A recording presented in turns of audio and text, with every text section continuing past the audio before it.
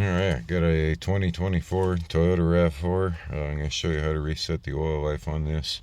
You're going to put the key in the ignition and turn it twice. Don't turn the car on, just turn all the accessories on.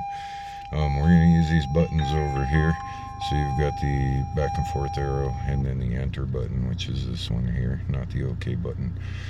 So to start, you're just going to hit the enter button to clear out of that.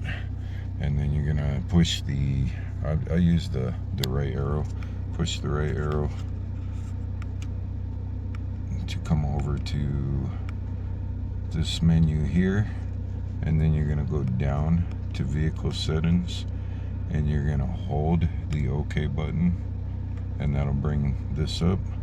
And you're going to go down to scheduled maintenance and it says to push and hold the OK to reset. Reset data, yes, hit OK, reset complete, and that should take care of it. And then you can push the back button and that'll take you back to your menu and you should be good to go. We'll start it up just to make sure.